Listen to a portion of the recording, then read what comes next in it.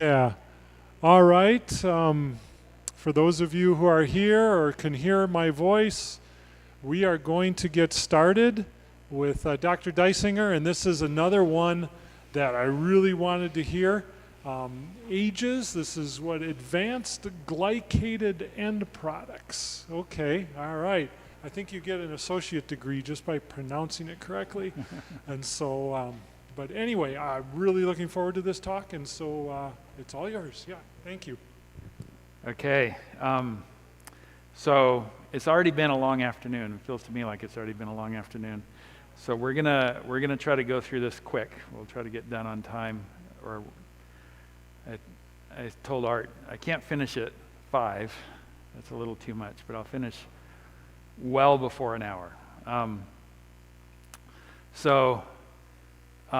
This one's very scientific compared to the last talk I gave. I'm going to start off talking about some core guidelines, then we're going to have a few slides on sort of a little more detail, and then we're going to jump into what Art's been looking forward to for months now, the ages. In lifestyle medicine, there's different ways you look at it.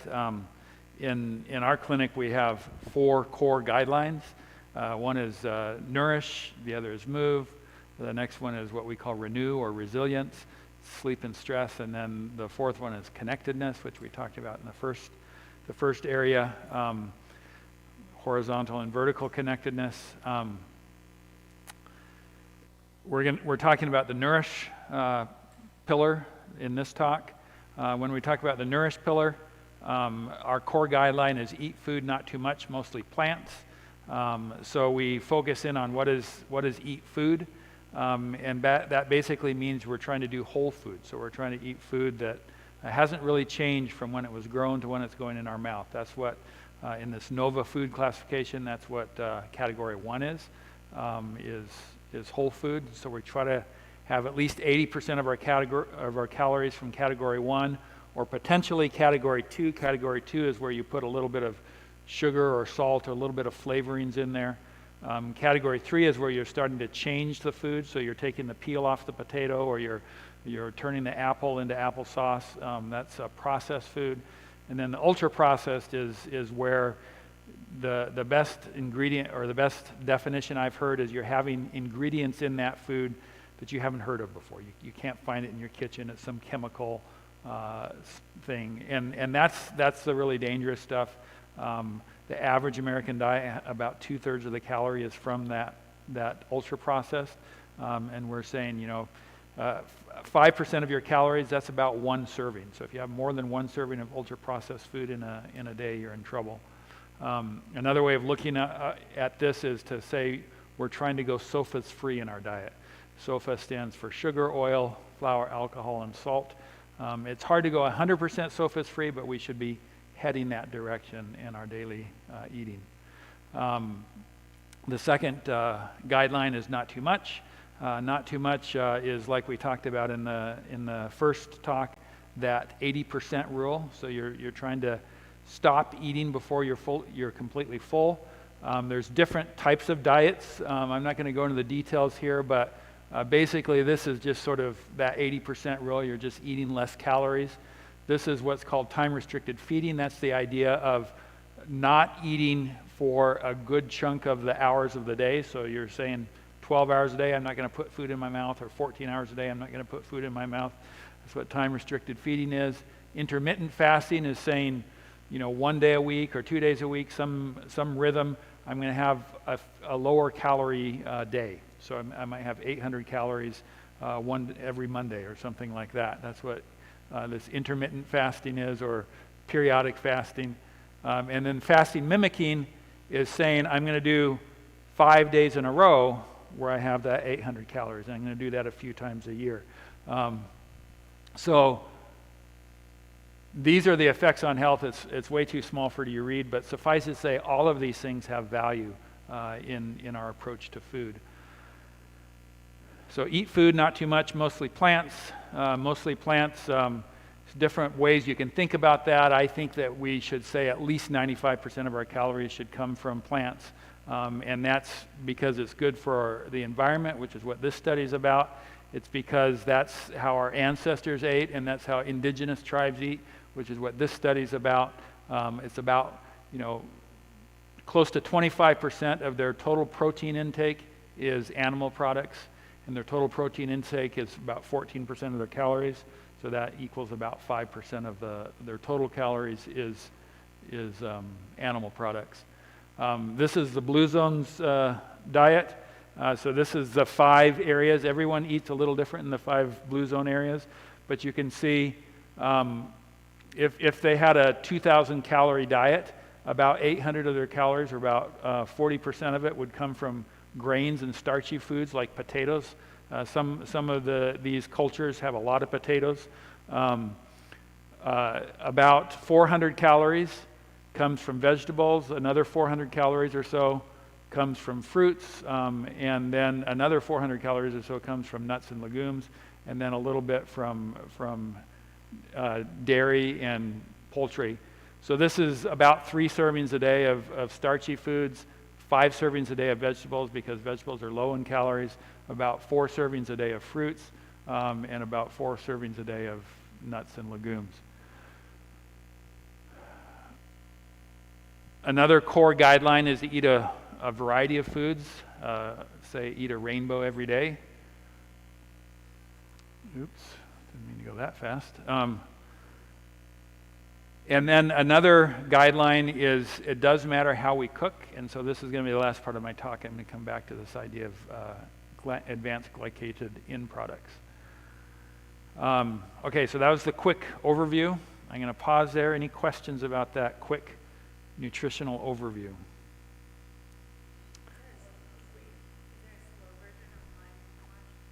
A slow version online we can watch. Well, this is online, and you can put it on slow, and I'm happy to share my slides. But I'm happy to go back to any slide and go into it in more detail if you want to. The core thing, eat food, not too much, mostly plants. It's interesting because I get to talk around the world and a lot of different cultures, so everybody's going to approach food a little differently, and food's important to people in their cultures. But this core guideline, the scientists can agree on this. It seems to be, I say there's 2 nutritional guidelines that every scientist agrees on. One is to eat less ultra-processed foods. There's no one I've heard that disagrees on that. And the other is to eat more vegetables. Maybe an occasional person that says, oh, that, but if you're really a scientist, pretty much everyone says, yeah, eat more vegetables. Okay, we're going to go a little deeper this next round. So when we talk about nutrition, we talk about macronutrients and micronutrients. Macronutrients are protein, fat, and carbohydrates. Micronutrients are basically vitamins and minerals. So I'm going to talk a little bit about each of those categories. So protein, that's usually about 15% of our caloric intake. Brenda Davis had a great talk on protein in nutrition at the symposium we just had, the Rochester Clinic helped put on. The general rule for most people is about 0.8 grams of protein per kilogram of body weight, and you will go higher than that potentially as you get older. You will go higher than that potentially as you exercise more. Young babies need higher than that as well, or if you're pregnant, you need more than that. But for the average person, that's the range that we try to get to. As a general rule, you don't have to worry about protein. Most people get enough protein just by eating healthy food, including even vegan. So you don't have to go to meat and other places because you get plenty of protein in vegetables. Most vegetables have about 10% of their caloric intake is from protein. And you get lots of protein in legumes. That's your best source of protein if you're trying to be plant-based. So if you eat the 3 to 4 servings of nuts and legumes that the people in the Blue Zones eat, or that Michael Greger recommends in the Daily Dozen, then you're going to do fine as far as protein. Fat,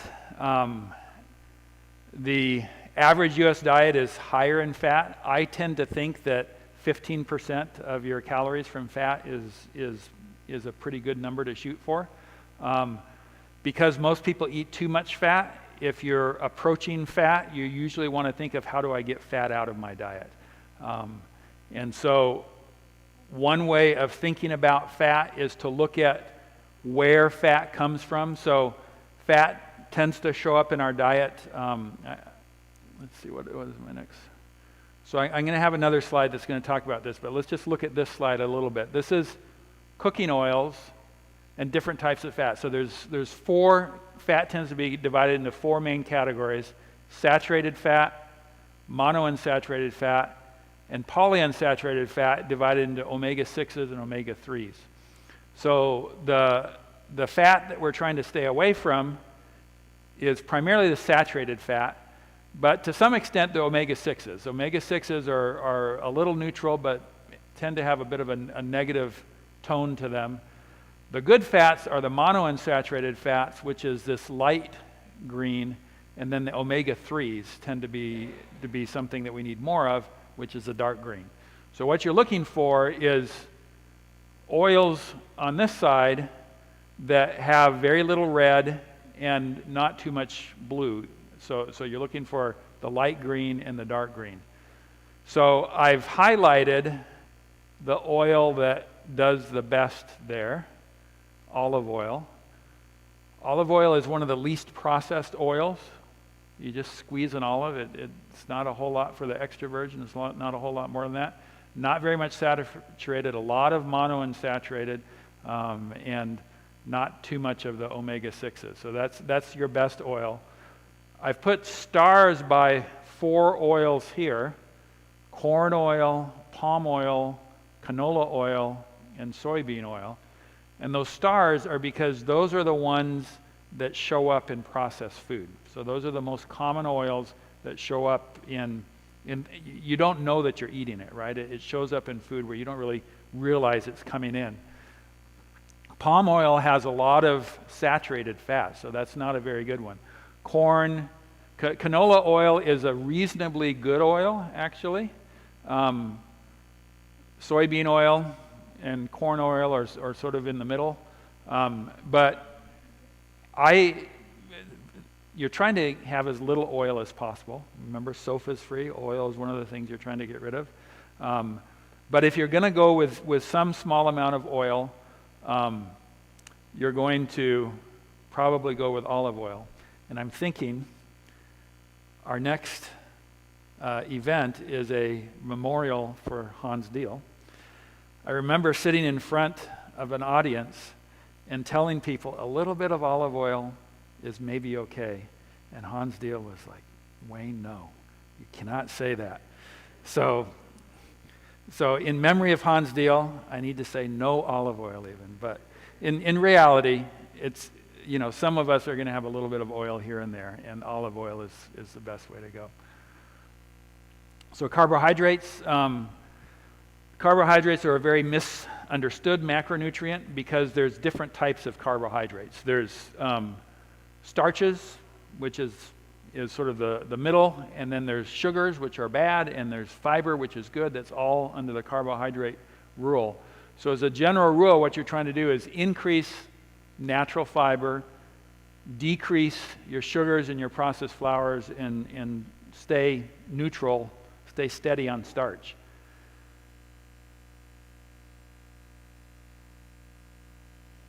So just a little bit about micronutrients. We're interested in micronutrients because they help us in decreasing inflammation and strengthening the immune system. I'm gonna show 7 slides that give general food categories. So the first general food category, the first 2 are negatives. These are food categories you're trying to stay away from. The next 5 are positives. So the first negative one is processed fats, which shows up in cheese, dairy, and meat products. So I'm showing you these slides because when I first started in lifestyle medicine, I would tell my patients, you need to lower your saturated fat. But patients have no clue what saturated fat is. So then I said, well, okay, we got to talk about food. So when we talk about food, what we're trying to do is we're trying to decrease these fats, and to decrease fats, you're mainly trying to get rid of cheese, dairy, meat products, oils, and some added fats that show up in dressings and spreads and gravies and things like that. But generally, even these added fats are coming from one of these areas: oils, cheese, dairy, or a meat product. So, a real-life example, the average American diet, the biggest source of saturated fat is cheese. The second biggest source is pizza. And where does the saturated fat in the pizza come from? A big chunk of it's the cheese. There's probably a little in the crust too from some of those oils, but it's mainly cheese. So cheese is a good chunk of where we get saturated fat from. Saturated fat is the biggest thing that drives our cholesterol, and cholesterol is the biggest thing, or one of the biggest things that drives heart disease. So it's this cheese and dairy products. If you look through these top 10, 4 of the top 10 are dairy product related. 5 of the others are meat related. The only one that's not dairy or meat is this grain-based desserts, which is things, like cakes and cookies and those kinds of things. Pardon? The grain-based desserts is going to be primarily the oils, which will be what we call the tropical oils, which will be coconut oil or palm oil. Those are going to be the biggest drivers. Now, remember the fat, the oil thing, you do get some saturated fat in other oils as well. So it's not 100% that, but it's a large percent that.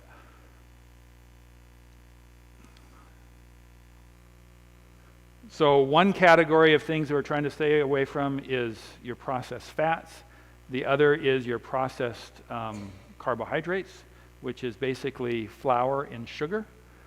So that shows up in these kinds of things: breads, pastas, cereals, muffins, bagels, cookies, donuts, what I call gas station foods. Those are like the worst foods. So we're trying to stay away from those. So again, real life examples, and credit to Brenda Davis for this. Grains. Can someone tell me the last time they ate a whole grain? For breakfast. What did you eat for breakfast? Granola. So your whole grain oats. Oat groats. So oat groats is the real whole grain. So that's the intact whole grain. Granola is not too bad because granola is generally rolled oats, right? Right. So most people in granola, it's rolled oats. So it's not the top of the hierarchy, but it's high enough to feel not too bad about it. But you can keep going down. And this is just whole grains, right? This is just whole grains. You can go beyond that to flours and white flours, and you can keep going down. But the point behind this is we hardly ever eat whole grains, right? When's the last time you actually had a wheat berry? Or a barley pearl, or something that's actually a whole grain? We don't do it very often. It's just not in our diet. But that's really where we want to be if we're at our healthiest, is actual whole grains. Now, coming down here a little bit, like this would be steel cut oats, and this is rolled oats, obviously. So coming down a little bit is not too bad, but think about how did that food change from when it was grown to when it's going in your mouth. And with grains, we don't do that very often, and we need to do it more. So we need to be looking at those real whole grains. So sweeteners. So I tell my patients, if you can stay in 1 and 2 for sweeteners, you're in good shape. So dates, I love that we had dates on the dessert table today. That was beautiful. Other fruits, you can do a lot of sweetening with fruits in your cooking. Number 3 through 6, You can debate how much of this you should have. I think probably a little bit here and there in certain situations is fine. Number 7 through 9, I think you want to stay away from if you can, as much as possible.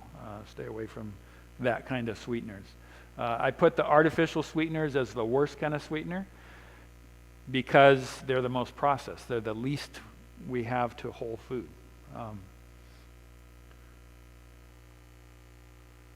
Okay, we said there's going to be 2 slides of foods that are what we're trying to stay away from, and then 5 slides of foods that we're trying to eat more of. So it's nice to break down your good foods into categories so you can think of ways of getting more of those good foods. So most people think of vegetables as vegetables, and they'll put potatoes and beans and broccoli and lettuce and everything in that same category. If you're really trying to get serious about your nutrition, you should break your vegetables down in different categories. So that's what we're doing here. So there's cruciferous vegetables. Cruciferous vegetables, you can see the list here: broccoli, cauliflower, Brussels sprouts, bok choy. Kale can even go in that category. So cruciferous vegetables, the goal is to have a cup of cruciferous vegetables every day. So how many had a cup of cruciferous vegetables at potluck? I don't think I did. I don't think there was much in the way of cruciferous vegetables at potluck. But think about having a cup of that every day. That's a cup if it's fresh. It's actually half a cup if it's cooked. Berries. So berries, obviously not a vegetable, but a fruit. And again, fruit it's also nice to sort of break it down into different categories. How many are familiar with the Daily Dozen? So quite a few of you are, some pretty savvy nutrition people here. So the Daily Dozen breaks fruit into berries and other fruits because there's enough nutritional value in berries that it's good to think of it separately. So some kind of berry every day. Other vegetable categories, there's the alliaceous vegetables. So that's basically onions, although garlics and leeks and a few others also fit in that category. So there's value in alliaceous vegetables, and having that's one of the core for a lot of cooking dishes. Garlic and onions or both. So it's good to think of that on a daily basis. Carotenoids, so we talked about eating a rainbow. Carotenoids are your orange and yellow and red fruits and vegetables. So it's good to have some of that on a daily basis. Dark green leafy vegetables. This is probably the vegetable that's most important and probably the vegetable that a lot of us have the hardest time getting at. With dark green leafy vegetables, we have the list of classic things like spinach and collards and mustard and turnip greens. But just remember that if you're going for a salad and you're going for that loose leaf lettuce, the arugula and what they will call the spring mix or the mesclun mix, you're generally doing fairly well as far as dark green leafy vegetables there. The goal is 2 cups fresh a day. A good salad is 2 cups, right? So if you have a good salad every day, you're doing okay. And then you can cook vegetables in other dishes. So you can put spinach or kale or that in a lot of your bean dishes or some of your other dishes, your grain dishes, and it goes really well. But trying to get that on a daily basis as well. And again, these are ways of bringing in micronutrients into your system. So if you're looking for more magnesium or you're looking for more zinc or any of those kind of things, these are ways of helping bring in. So this is sort of a summary of those things that we talked about, what our goals are and some of the examples. This is just a quick overview. This is not even talking about legumes. It's not talking about nuts. There's a lot of other things that are important from a micronutrient perspective, but pushing vegetables is important, so we did this summary. Okay, now we get to the advanced glycated end products. So what these are, they're basically oxidative stress byproducts. So as your body's doing the chemical reactions that Dr. Ramirez was talking about, as it's creating new DNA and other different things, there's waste products basically, which are these oxidative stress products. And one way of measuring that is these advanced glycated end products. So this is chemically what happens. The easier summary of that is there's proteins that get glycated, which is where they're called advanced glycated end products, into these Schiff bases and amidori products, and then that turns into these advanced glycated end products. So I'm not going to try to go over biochemistry here, but there's going to be several of these biochemistry slides. I'm going to go through them quickly, but we're going to highlight that these glycated end products lead to inflammation and fibrosis. They lead to vascular changes. They lead to nerve changes. They lead to kidney problems, and they get worse with age. This is specifically looking at skin, which is this down here, and your lenses in your eyes, which is this here. And this is as you're getting older, right? So 40 years, 60 years, 80 years of age, these increase over time. So basically, these don't go away quickly. They sit in your body and they don't go away quickly. And so nerves that don't replicate quickly, nerves that sort of stay alive in your body for a long period of time, that's where the problems are the biggest. I said nerves. I meant to say cells.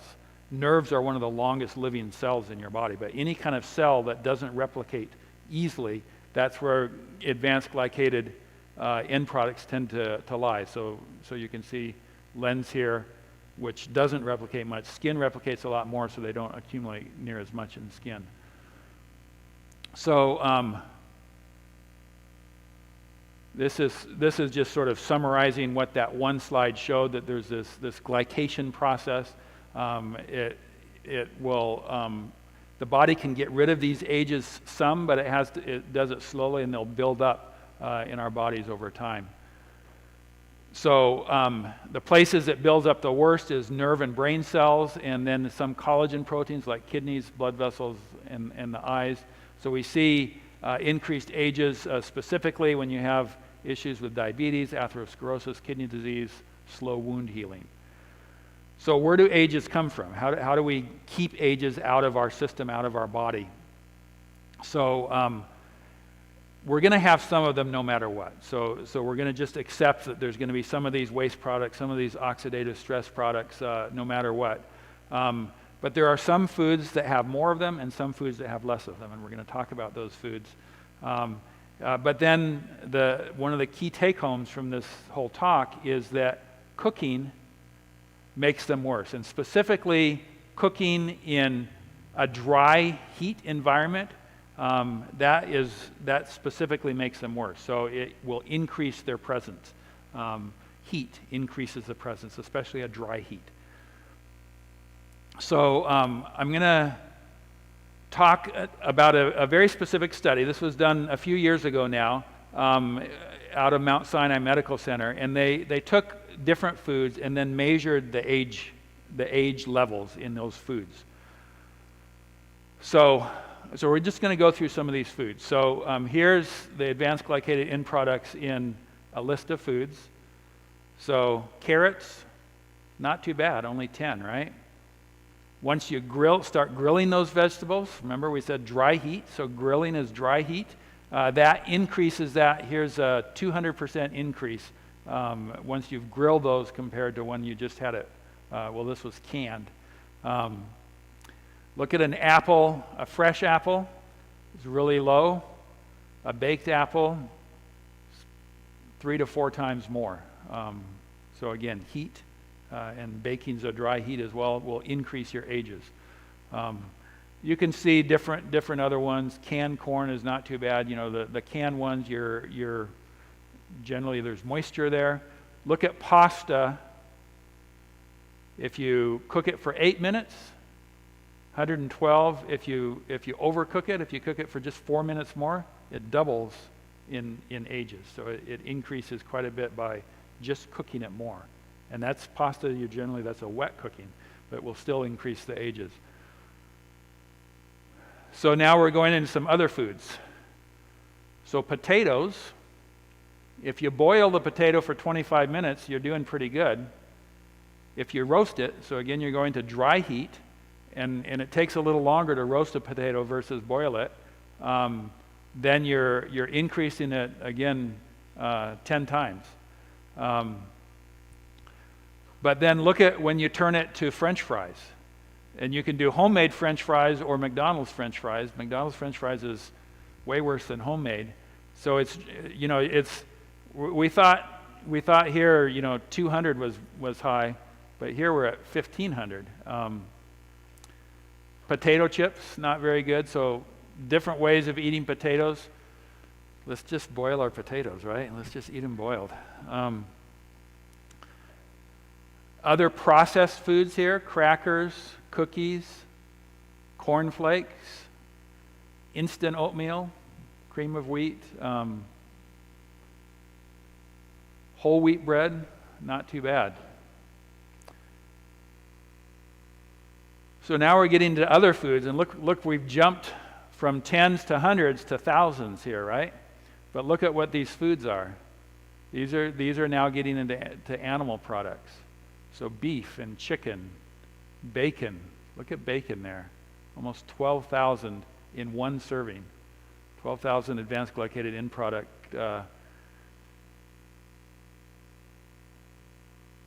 KUs. 12,000 KUs in one serving of bacon. I tell my patients that a piece of bacon is, you may as well smoke a cigarette. It's really terrible for you. And most people don't realize that. I mean, bacon's really popular, right, in our diet. But you look at data like this, and you're like, oh, maybe not.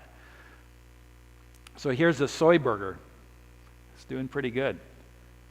Tofu, soft and raw. You would have thought that would have been lower, but that's what they measured in tofu. But the take home here is, it's not just how long you cook it. So how long and how you cook it makes a difference, but it's the type of food too. And the two things that tend to be higher in advanced glycated end products, one is processed food and the other is animal products. So it gets back to that original thing of eat food, not too much, mostly plants. So one more slide on specific numbers. Here's eggs, a cooked egg, a scrambled egg, milk. Actually, you're doing better with fat-free milk than you are with soy milk, which is interesting. Although 77 is not too bad, right? When you look at that 12,000 that's coming from your bacon. Just a few others. Almonds, roasted. So the roasted almonds are going to be higher because it's dry heat, right? So I don't have a raw almond here, but it would be quite a bit lower than a roasted almond. Okay, so the core take-home message on ages is increased consumption of vegetables, fruits, legumes, and whole grains. So you're going for those whole foods, not the processed foods. Decreased consumption of fatty meats, solid fats, full-fat dairy products, and highly processed foods. So you want to moderate your consumption of dairy and eggs and fish. You're going to prepare your foods more by boiling and stewing and broiling, and less by grilling, baking, and frying. So you want the moisturized way of cooking more. Not to say that you can never bake or fry, but you want to really decrease that. And then that's actually the end. So we saved quite a bit of time. So eat food, not too much, mostly plants. Shoot for macronutrients that are about 70, 15, 15. Try to get plenty of micronutrients. An easy way of thinking of that is 9 cups of fruits and vegetables a day. And prepare foods in a moist environment with as little heat as possible. So happy to answer questions. Okay, back up a slide.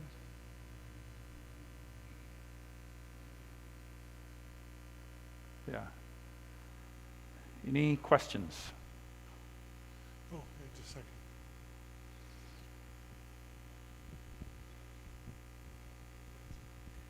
You talked about dry heat contributing to the ages. Is there a preferable way to cook like the whole wheat? Because I saw whole wheat has 16. Does it matter whether you're cooking it in like a bread pan or in the oven? Do you have any? So by whole wheat, do you mean wheat berries or do you mean wheat flour? Like a whole wheat bread? Whole wheat bread. Can we toast our whole wheat bread? Can you toast your whole wheat bread? So I want to say Brenda Davis is here. She knows way more about nutrition than I do. So Brenda, feel free to jump in on some of these answers. But so I don't know of a way of cooking bread other than baking it, right? I think you have to pretty much do that in a dry heat environment. And what we're after, so if you think back to that slide, it's way back, but the slide where we're talking about processed food. What we're after is trying to get 80% or so of your calories from the whole food. Okay, so bread does not classify as whole food. It's a processed food, right? Because there's not a tree or a bush you can go out and get your bread from. So it's changed. So this slide here says you can probably have 3 or 4 servings a day of category 3 here, of these processed foods, which bread would fit there, pasta would fit there. Again, we talked about applesauce or some of these other things would fit there. Peanut butter would fit there because, again, there's not a peanut butter bush, but there's a peanut bush, but you've changed it, so you've processed it. So bread is not a, and there's 1,000 different types of bread, but a whole wheat bread that you bake yourself, that's a pretty good food. But if you have 8 slices of bread a day, you've gone past this, right? So you just think of it that way, that you're going to have 3 or 4 servings a day of this processed food, and you're shooting for your other servings. So let's say you have 20 servings in a day. Your other servings is going to be the apple, or it's going to be the broccoli, or it's going to be the pinto beans, or something that's more whole. So we're going to have some foods that aren't a 10 out of 10 on nutritional value. They're going to be a 7 out of 10, and bread's going to be probably in that category, and that's okay. It's fine to do that, but just don't overdo that. And I'll just add a little bit. So when you're cooking anything, the amount of products of oxidation, some are advanced glycation end products, some are polycyclic aromatic hydrocarbons, some are heterocyclic amines, some are acrylamide. There are a lot of different products, aldehydes, and there are a lot of products that can form from high temperature cooking. And how many form will depend on how long it's cooked. So with bread, the reason it didn't come out so high is because most of the AGEs will be on the surface of the bread, so rather than inside. And so if your bread is very dark brown, it will be higher than if it's a lighter brown, and it's the same with the almonds. So if you're roasting almonds till they're quite dark inside, the AGEs will be much higher, the ages will be much higher than if you're cooking them on a very low heat for a shorter period of time, just till they're very lightly browned. But better yet would be soaking the almonds and then dehydrating them. You'll produce fewer products of oxidation. And so generally, you want most of the cooking you do to be sort of more moist cooking methods, as opposed to the dry cooking methods where things will brown more and you get those, sort of the products of the Maillard reaction. So something to highlight there is ages that we talked about today is just one of many types of oxidative stress or oxidative end products. I just wanted to ask a small question from your response. Some communities, like from Africa, we get corn, and then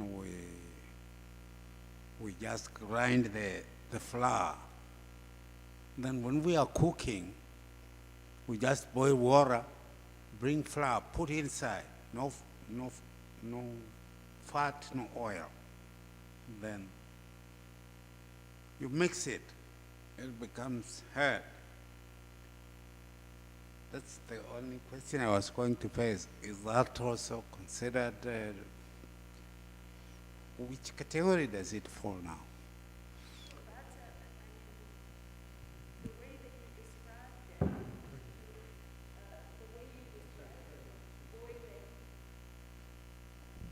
The way you described it, that you're boiling it and then you're grinding it, boiling it, that's a really reasonable way to prepare the food. And when we look at a lot of the traditional cuisines at Africa, I mean, there were so many legumes used, so many vegetables used, so many of the starchy vegetables as well.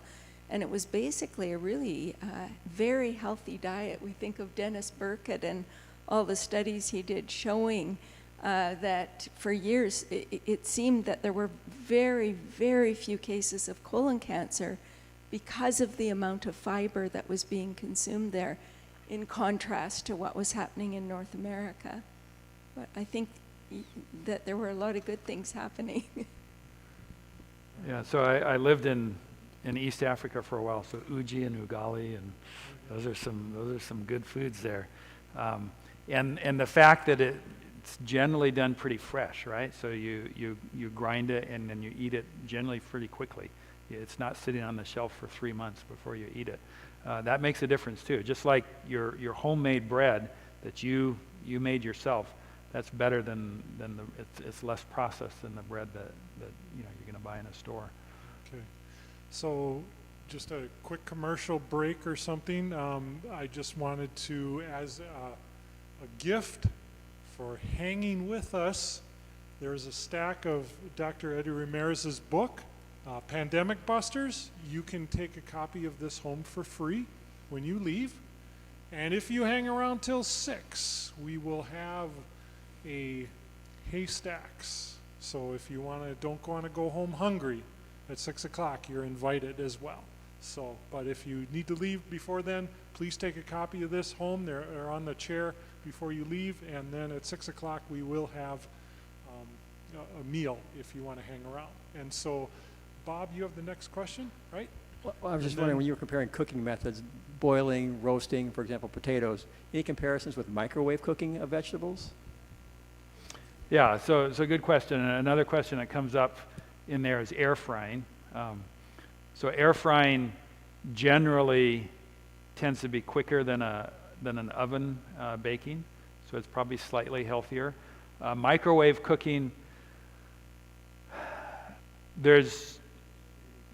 I've never seen data that scared me a lot from microwave cooking, and I would guess from an AGE perspective that it would be sort of somewhere there in the middle. It's not quite as bad as baking, but not quite as good as a boiling, as a quick boiling. I don't have an exact piece of data on that. The concept of microwave cooking, I don't like. It's like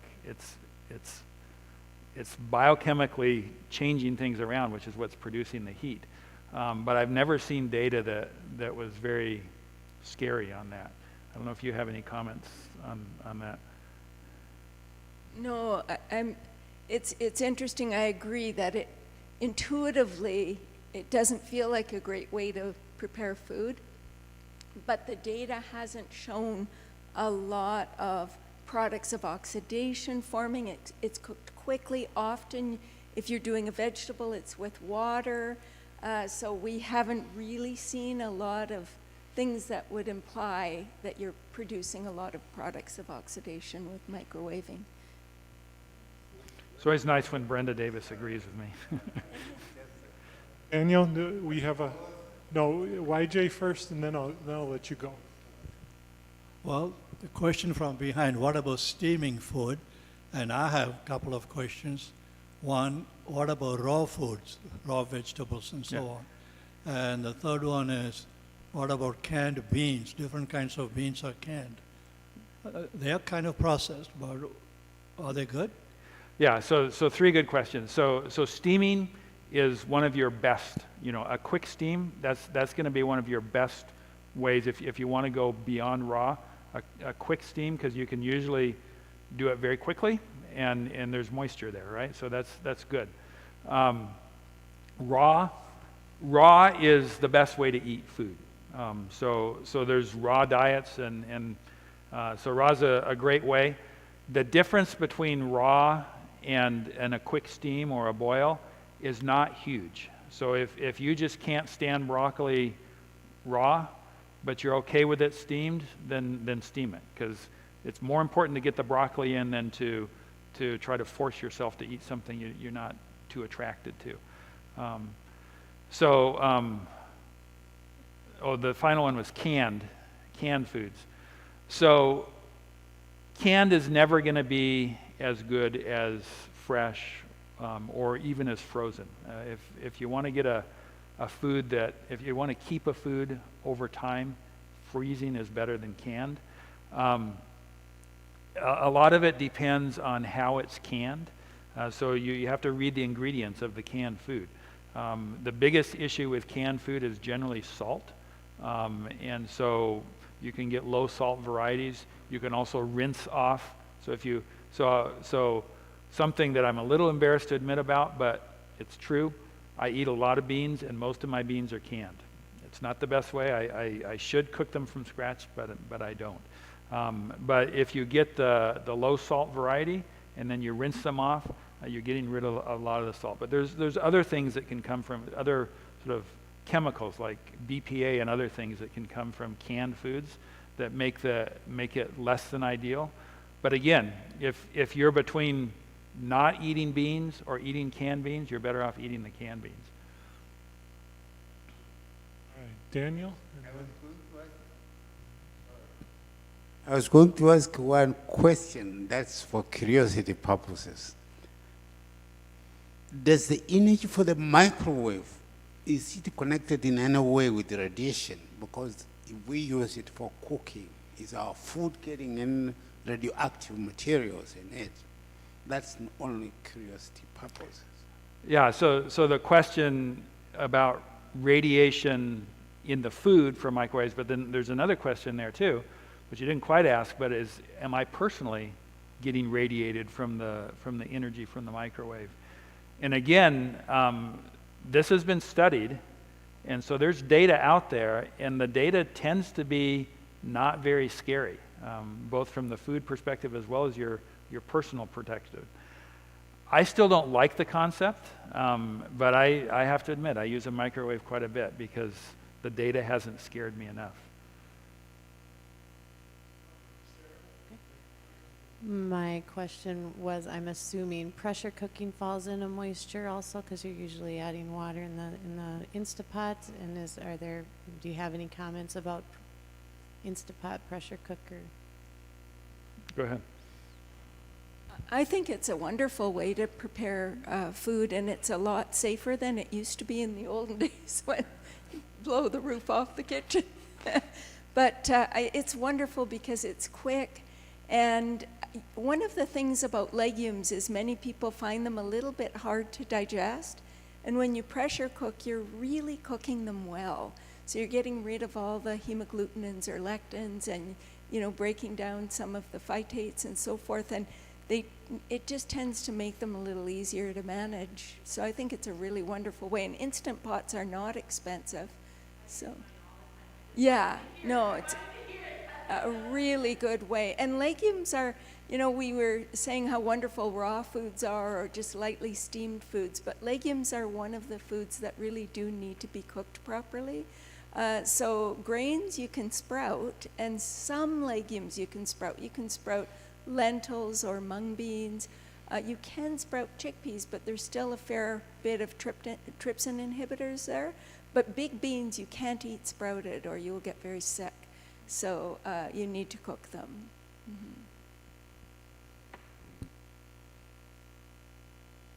Thank you, Dr. Dysinger and Dr. Davis.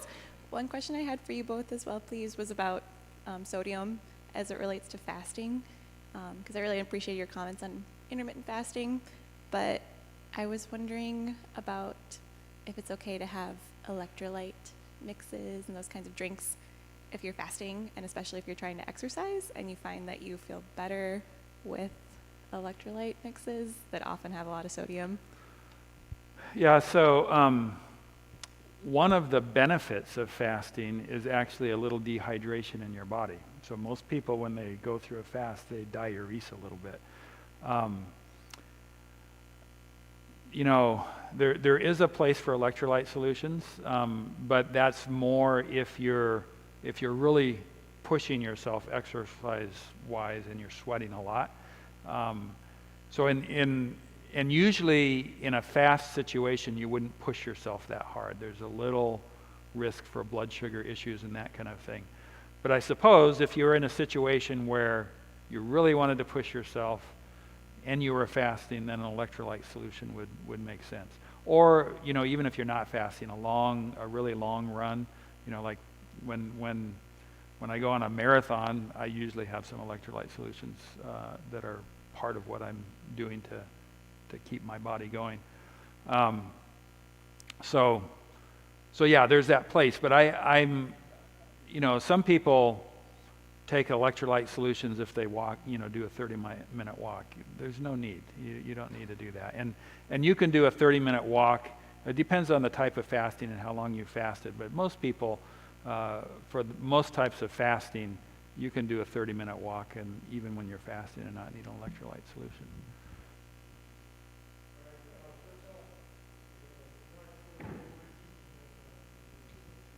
When you were talking about canned vegetables versus canning your own vegetables, where you don't have to put as much of the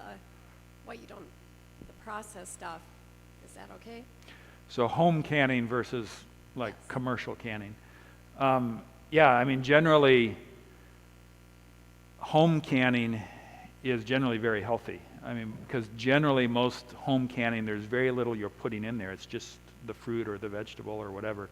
Certain things you're going to be putting some salt and other things in, so then you have the same issue. But generally, home canning is pretty healthy as long as you do it right. Obviously, if you do it poorly, then there's risks of botulism and other things like that. I personally don't buy basically hardly anything canned except for my beans, because you don't buy frozen beans. But everything else, if I'm going to keep something long term, I buy it frozen, whether it's a vegetable or a fruit or whatever. Obviously, try to do a lot fresh, but it's nice to have a few staples frozen in your freezer as well. And then the other huge advantage is, of course, you're canning in glass as opposed to BPA-lined Yeah, cans. So that's a huge advantage, too. yeah.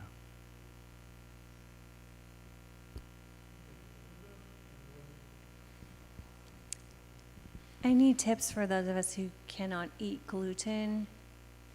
When I go purchase gluten-free, it's often so processed, whereas when I could eat gluten or thought I could, I bought whole wheat everything, and now it's just so tapioca starched.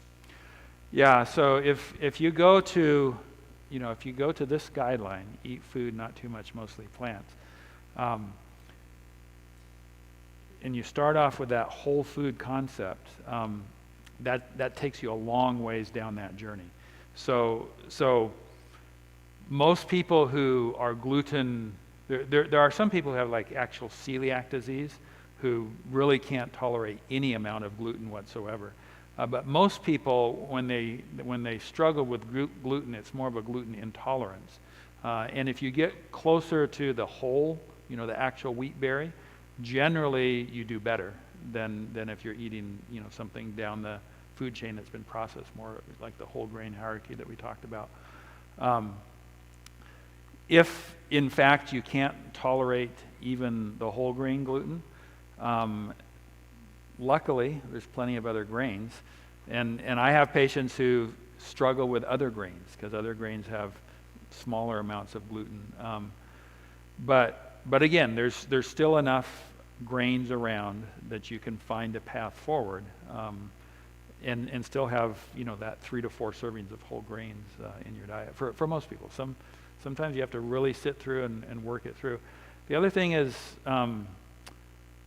intolerances frequently can change and adjust, just like allergies can change and adjust. Just because it's there now doesn't mean it will necessarily be there forever.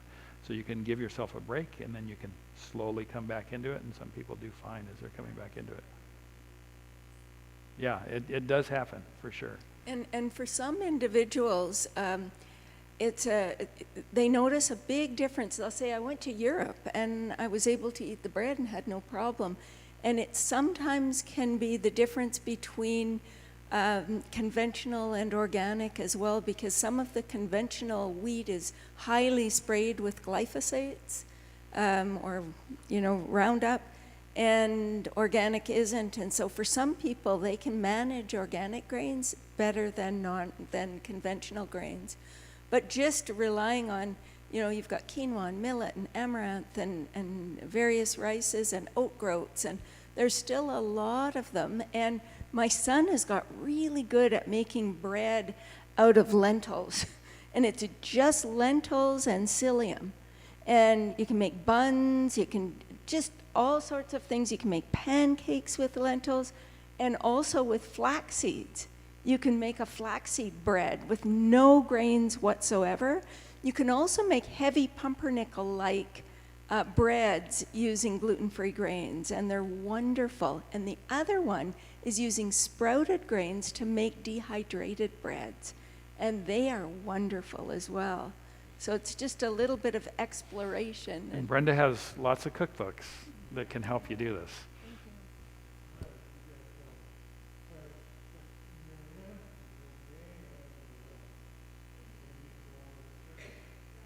Just a quick question. What about sparkling water? Sparkling water is used in things these days. Would you like to make a comment about that? So sparkling water versus what they call flat water. So some sparkling water is actually coming, you know, it's naturally that way. But most sparkling water, I don't know actually, to be honest. But I think most of it is artificially created to have that sort of fizz to it. And you know, the natural, the better, right? So your spring water is going to be better. But I don't think there's a huge nutritional challenge with sparkling water either. I don't know if you have any other comments. I think it's fine, and it's a wonderful replacement for some of these sugar-sweetened beverages, because it's a little more fun. And one thing you can do, I often will get 100% organic blueberry juice or pomegranate juice and freeze it in an ice cube tray. And you have the sparkling water with just a cube of, you know, of a frozen organic juice, and it makes it pretty and it gives it a bit of a flavor. Or you can add berries or sliced lime and lemon, and so you can play around with it, and it's a really nice transition for people trying to get off of sparkling sweet drinks.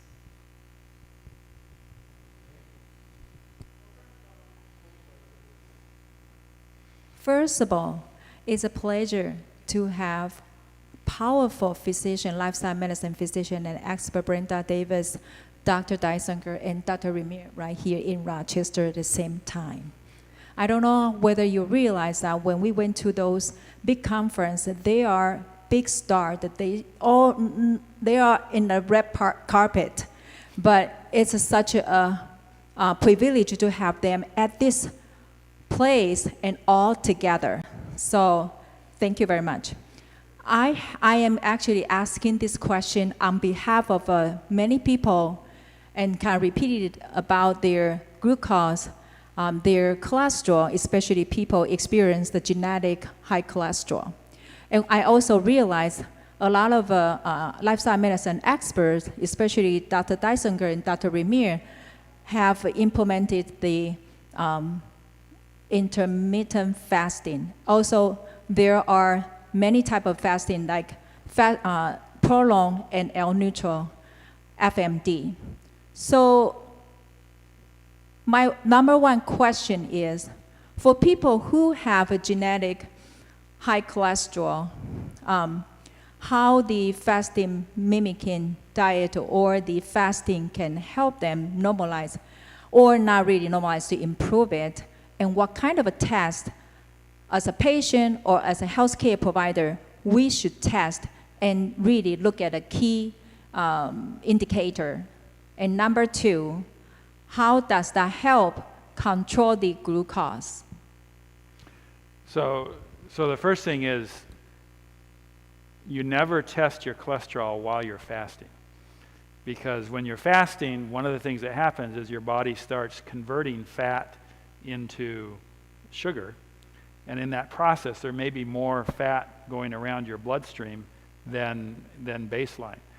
So your cholesterol will actually be higher in the middle of a fast or towards the end of a fast than it will be at baseline. So that's just a little tip.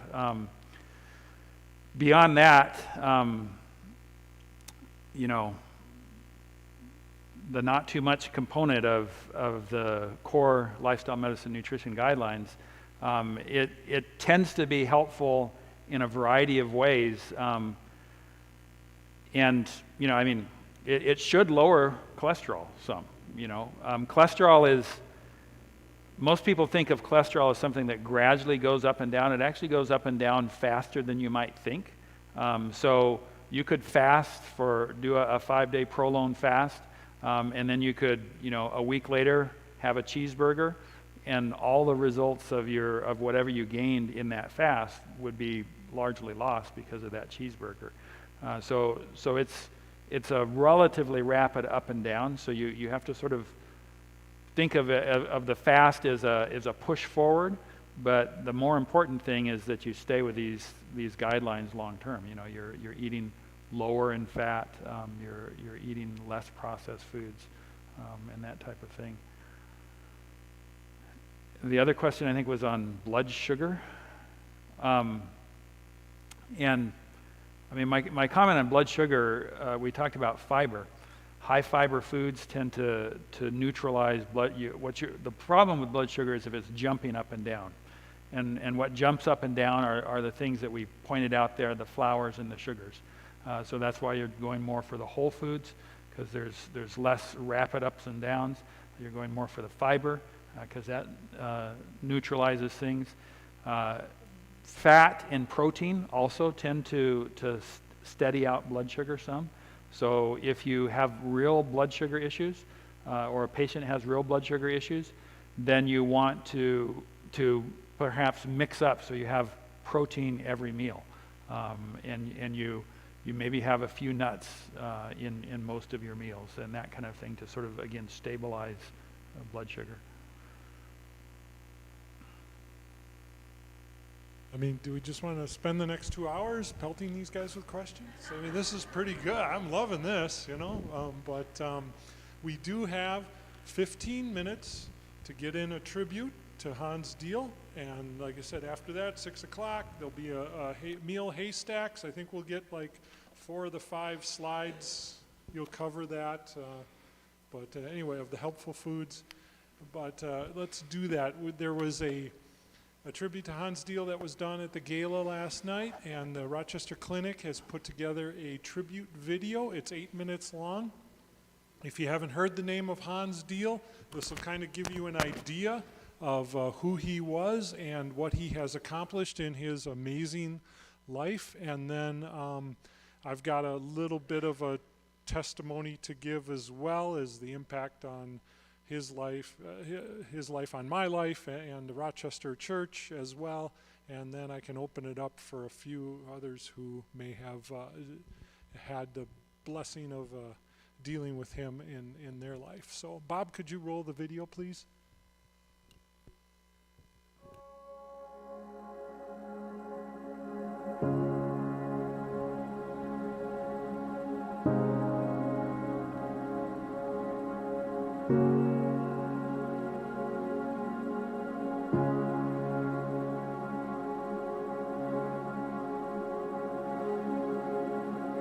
I am Dr. Hans Diehl.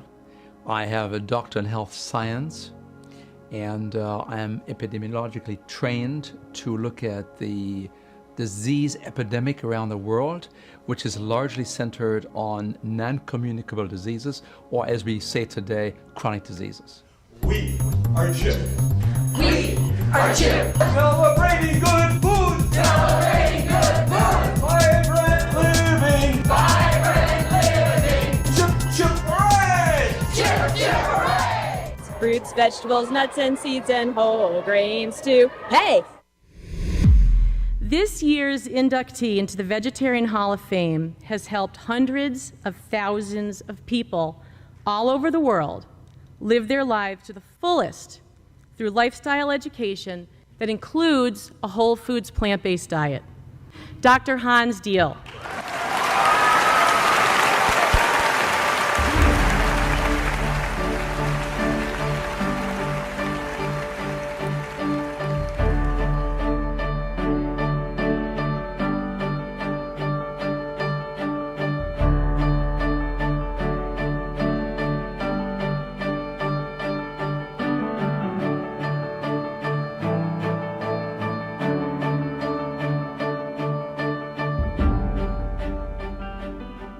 You know, once you have these things in place, once you have this philosophy and it's underpinned by a very simple diet of fruits and vegetables and whole grains and legumes and maybe a few nuts, then you have the prescription for a happier and longer life. And that's what I'm all about.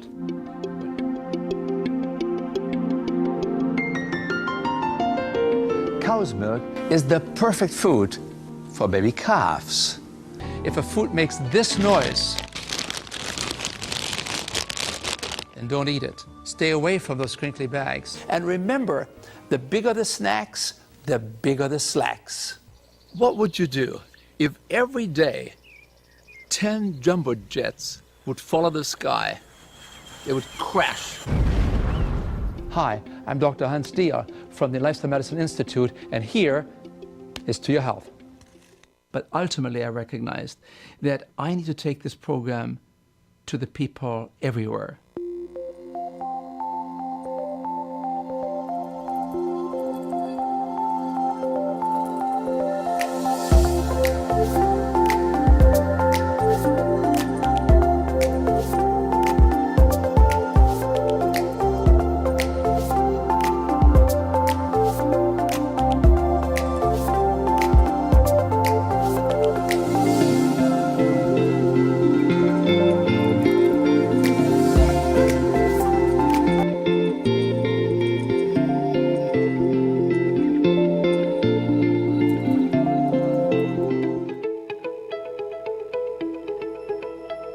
I want to say a word of remembrance for a great friend and mentor, Dr. Hans Diehl. Hans was an expert not only in nutrition and health, but also in finding new ways to reach people with life-saving information. We miss Hans, but his kindness and his knowledge and his generous spirit continue to inspire all of us who knew him. Back in the beginning of the COVID-19 chaos, I had the privilege of working with Dr. Diehl directly, and his dedication to crafting a resource aimed at safeguarding people's health amidst this pandemic was truly, truly inspiring. If I chose 3 words to describe Hans, I would say he was a passionate, kind, gracious soul, and he touched my soul and will be part of me for as long as I live. And he was a great mentor. He always want to make sure that I, as a podiatrist, is an important part of a lifestyle medicine practice. And then one day we had a dinner at the Seventh-day Adventist Church, and there was a live video of Dr. Diehl. He was speaking to us. And I was so impressed that he took the time to do this for me. The CHIP program has helped me immensely with regard to what you should stay away from and what you should include. We started the program because we wanted to help people. Art and I have both been health conscious and wanting to make the right decisions, and his program was just the right fit. And we caught his dream, and we were just able to be blessed. His CHIP program help our life, also help so many lives in Rochester, Minnesota community. So let us continue this mission. That is the best gift and memory to this great mentor of the world. It became very clear that when Hans passed away, the world lost a great man. But for many of us, the loss is much more deeply personal because we also lost a dear friend. I don't think I can ever get over the loss of Hans. He was such a treasured friend. I really like the way that he himself talked all about that, clearly as something for others, not just a self-promotion kind of thing. He was really giving, if you will. I don't think I've ever met anyone more loving and kind and compassionate and funny and intelligent as Hans. No one more deserving of this award. The world is a darker place because of the void that he left. He's one of the people that I never wanted the world to forget because of his tremendous contributions. Hans was a good and faithful servant. He was among the best good and faithful servants.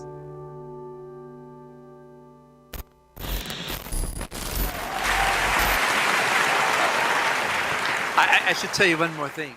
As I saw those pictures there, I thought to myself, boy, this is better than a eulogy. Because, when it comes to the eulogy, the person who is being honored never hears anything about it, but I did.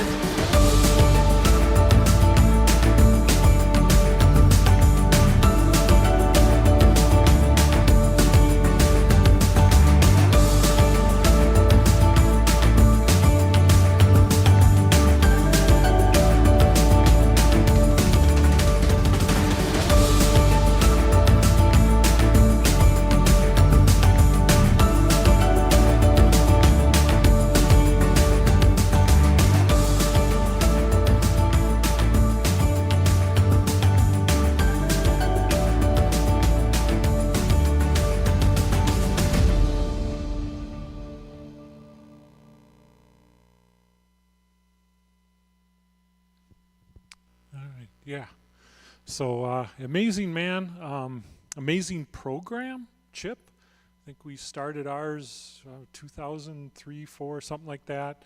Bob, I know Anita was part of the first program that we held at the church, and it was powerful. It was an awesome program. There was two things going for him. One, he had a program that worked great, and second off, he had a personality that even through the video, you could tell that this guy cared.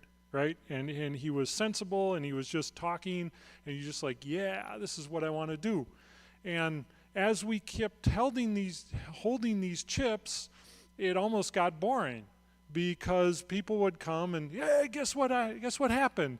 Let me see, you probably lost weight, your cholesterol went down, your blood pressure went down, all these good things happened, and it just got to be normal that all these amazing things happened.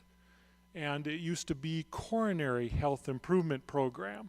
And we did blood tests, and all the blood markers, did what they should, and it was amazing every time. And then it got to be, now I know why they renamed it to be complete health improvement program, because people would come up and say, guess what happened? Well, you lost weight. No, I can see better. Okay, diabetic retinopathy. They went from 20/200 down to 20/40, and they'd have retinal scans, and all the reds would start turning blues and greens, and people's swelling would go down, people would start hearing better, and all these awesome changes would happen. And it was just very powerful. And it was so neat because it was a community-based education program. It wasn't a very high-priced go to some place for 10 days and get some results, and then you have to come back, and now you have to face your refrigerator, your pantry, your workplace, your family. You know what I'm saying, right? And so it was powerful. Education is powerful, especially when it's guided with a community, right? A community, a group. You get a group of people in there, and they're all with that same goal, right? You know, either running marathon or whatever. Well, this one's the CHIP, right? And we mapped their miles on a map, and they all had that same goal, is to improve their health. And Hans Deal guiding and local facilitators, and now we have the Nedley program, right? Same kind of deal. You could go to a residential program that costs versus $99 versus $10,000. I forget what that is. Okay, 100,000. Okay, so that's like 100-fold times increase. But this, he just showed us that this stuff works, and the fact that his program hadn't changed. We heard that last night, right? That one lady who worked with him for 7 years, she said the program didn't change for 30 years. That's how solid the science was. And I think also there was a little bit of inspiration there as well, Okay, so, it was a God thing, okay? Just play, okay, we read Genesis 129 or 127 and other hints in the Bible that Dr. Ramirez talked about. And so, and like Dr. Nedley too, and Dr. Eddie Ramirez, right? Your program that you worked with, the 10 hit hypotheses, same thing, right? Okay, sometimes now we've got it easy because we're letting science lead. We can almost let science lead the way because we're preaching the same thing, where back in the day, we were actually going uphill, right? We were going against the stream. And now it's so much easier. And, this is our time to shine, right? And do it in memory of Hans Deal, do it for the health of the community, do it for just people in general. And so this is, it doesn't get any easier now to preach this message, right? Whole food, plant-based diet, exercise, nutrition, right? New start. Whatever you want, they're not going to fight. Well, they're going to fight it because they don't like the lifestyle change, but they can't do it scientifically or, So anyway, we went to British Columbia for our first CHIP conference, and then we went up to Winnipeg one time, and then Minneapolis. It was even in Minneapolis once too. So I think we attended 3 of those things, and anyway, it was a good time. We learned a lot, just amazing, and it was quite a ride, and it's just beginning, right? He's gone now, but I think the wave he started is just going to hopefully turn into a tsunami, and we can, sweep people off their feet with health. So, all right. Okay, I've said enough. Anybody else? We've got 10 seconds. No. But that's my tribute to Hans. Brenda. Sure, I'll say a few words as well. I'll come up. Anybody else? Dr. Ramirez, yeah. I think I knew Hans for about 25 years, and I did a lot of was part of a randomized clinical trial in the Marshall Islands, and that all came about because of a CHIP conference that I had been invited to speak at. But I also was in many different countries with Hans. And one of the things that I treasure the most is how he lifted other people up. And he sure did that for me.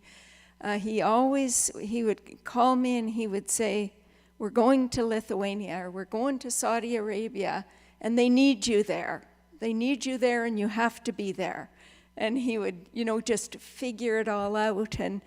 And when he, when he had his stroke, he was in the middle of assisting Romania, the Romanian lifestyle medicine folks, with their second lifestyle medicine conference ever. And I remember Lily letting me know that he had had a stroke.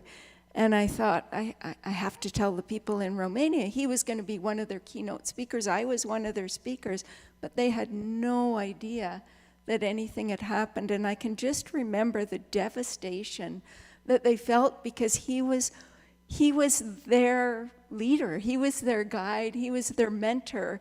And I know that loss is felt in so many, he touched so many different people in so many countries around the world. And he was such a passionate, wonderful speaker. He had a way of just getting through to people.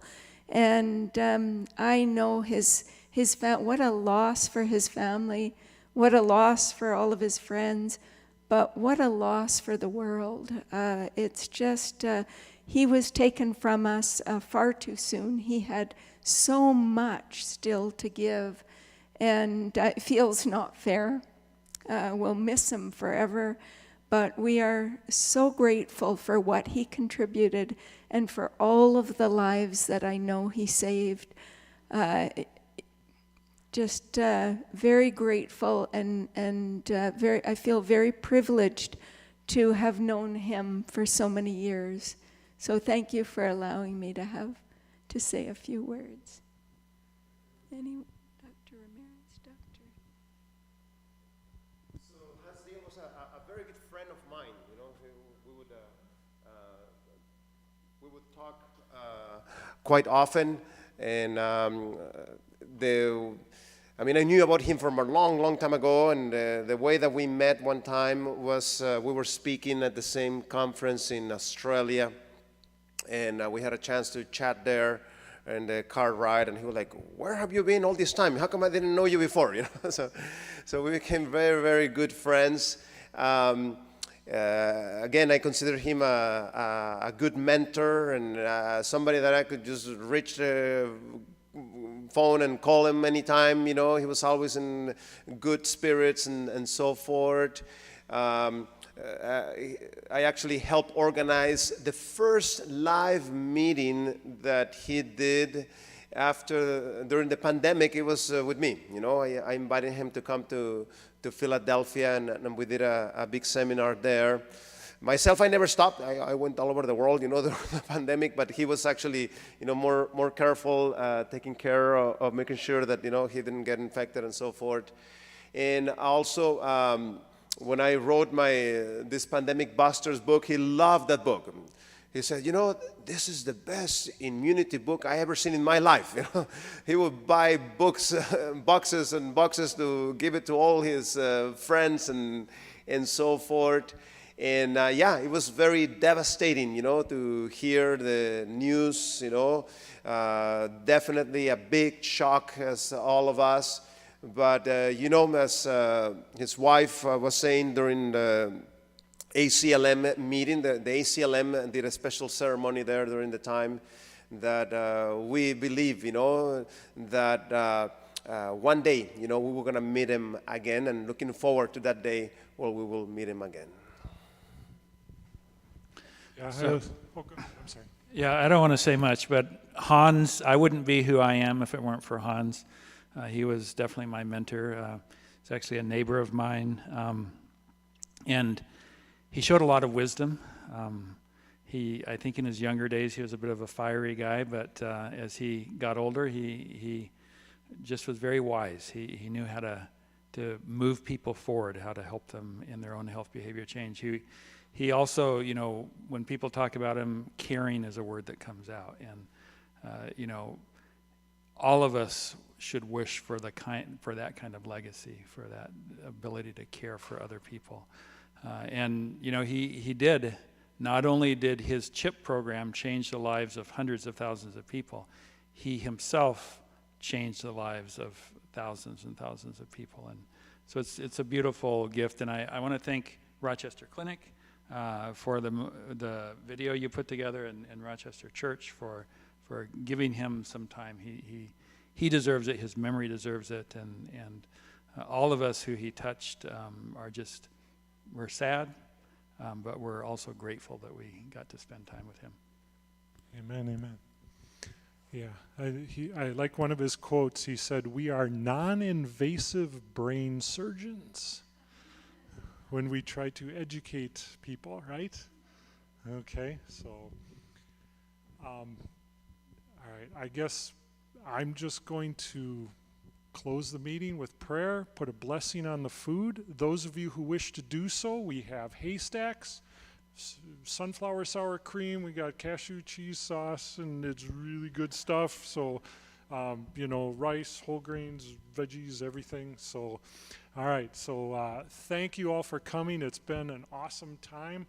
And wow, what a, hopefully we can do this again next year. All right. Okay. All right. Well, let's have a word of prayer. Oh, Heavenly Father, we just thank you for this time. We've been able to fellowship and to learn and to grow, and we now pray a blessing on the rest of our day, on our food that we're about to partake, and travel as we go home. And we just thank you in Christ's name. Amen. All right.